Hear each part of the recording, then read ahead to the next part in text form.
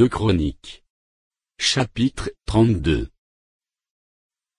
Après ces choses et ces actes de fidélité, parut Sanchérib, roi d'Assyrie, qui pénétra en Juda, et assiégea les villes fortes, dans l'intention de s'en emparer. Ézéchias, voyant que Sanchérib était venu et qu'il se proposait d'attaquer Jérusalem, tint conseil avec ses chefs et ses hommes vaillants, afin de boucher les sources d'eau qui étaient hors de la ville, et ils furent de son avis. Une foule de gens se rassemblèrent, et ils bouchèrent toutes les sources, et le ruisseau qui coule au milieu de la contrée. Pourquoi, disait-il, les rois d'Assyrie trouveraient-ils, à leur arrivée des eaux en abondance? Ézéchias prit courage, il reconstruisit la muraille, qui était en ruine et l'éleva jusqu'au tour, bâtit un autre mur en dehors, fortifia Milo dans la cité de David, et prépara une quantité d'armes et de boucliers. Il donna des chefs militaires au peuple, et les réunit auprès de lui sur la place de la porte de la ville. S'adressant à leur cœur, il dit: Fortifiez-vous et ayez du courage. Ne craignez point et ne soyez point effrayés devant le roi d'Assyrie, et devant toute la multitude qui est avec lui, car avec nous il y a plus qu'avec lui. Avec lui est un bras de chair, et avec nous l'Éternel, notre Dieu, qui nous aidera et qui combattra pour nous. Le peuple eut confiance dans les paroles d'Ézéchias, roi de Juda. Après cela, Sanchérib, roi d'Assyrie, envoya ses serviteurs à Jérusalem, pendant qu'il était devant Lachi avec toutes ses forces, il les envoya vers Ézéchias, roi de Juda, et vers tous ceux de Juda, qui étaient à Jérusalem, pour leur dire: Ainsi parle Sanchérib, roi d'Assyrie, sur quoi repose votre confiance, pour que vous restiez à Jérusalem dans la détresse? Ézéchias ne vous abuse-t-il pas pour vous livrer à la mort, par la famine et par la soif, quand il dit: L'Éternel, notre Dieu, nous sauvera de la main du roi d'Assyrie? N'est-ce pas lui, Ézéchias, qui a fait disparaître les hauts lieux et les autels de l'Éternel, et qui a donné cet ordre à Juda et à Jérusalem: Vous vous prosternerez devant un seul autel, et vous y offrirez les parfums? Ne savez-vous pas ce que nous avons fait, moi et mes pères, à tous les peuples des autres pays?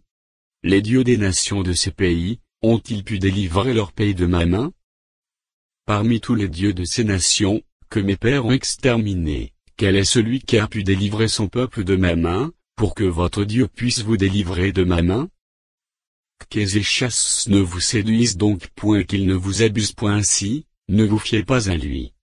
Car aucun dieu d'aucune nation, ni d'aucun royaume n'a pu délivrer son peuple de ma main, et de la main de mes pères. Combien moins votre Dieu vous délivrera-t-il de ma main? Les serviteurs de Sanchérib parlèrent encore contre l'Éternel Dieu, et contre Ézéchias, son serviteur. Et il envoya une lettre insultante pour l'Éternel, le Dieu d'Israël, en s'exprimant ainsi contre lui, de même que les dieux des nations des autres pays n'ont pu délivrer leur peuple de ma main, de même le Dieu d'Ézéchias ne délivrera pas son peuple de ma main.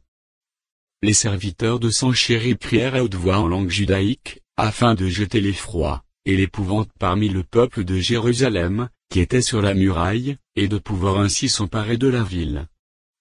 Ils parlèrent du Dieu de Jérusalem, comme des dieux des peuples de la terre, ouvrage de main d'homme.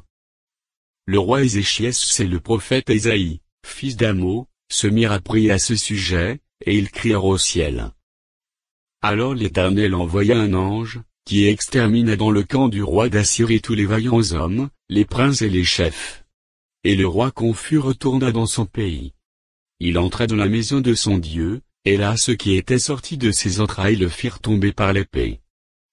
Ainsi l'Éternel sauva Ézéchias et les habitants de Jérusalem de la main de Sanchérib, roi d'Assyrie, et de la main de tous, et il les protégea contre ceux qui les entouraient.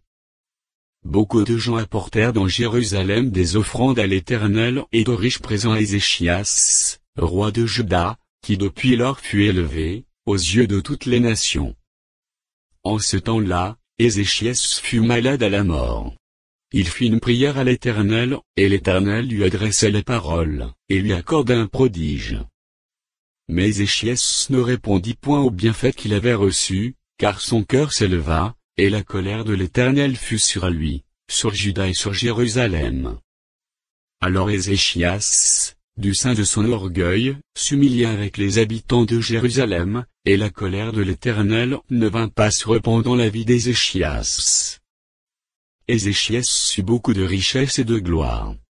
Il se fit des trésors d'argent, d'or, de pierres précieuses, d'aromates, de boucliers et de tous les objets qu'on peut désirer, des magasins pour les produits en blé, en mou et en huile, des crèches pour toute espèce de bétail, et des étables pour les troupeaux. Il se bâtit des villes, et il eut en abondance des troupeaux de menu et de gros bétail, car Dieu lui avait donné des biens considérables. Ce fut aussi lui, Ézéchias, qui boucha l'issue supérieure des eaux de Guion, et les conduisit en bas, vers l'occident de la cité de David. Ézéchias réussit dans toutes ses entreprises.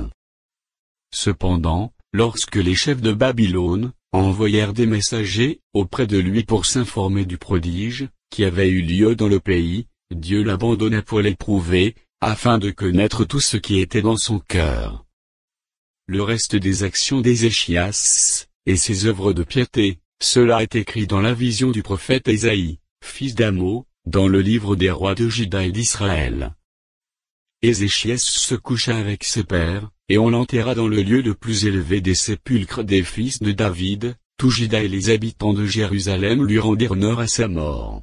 Et Manassé, son fils, régna à sa place.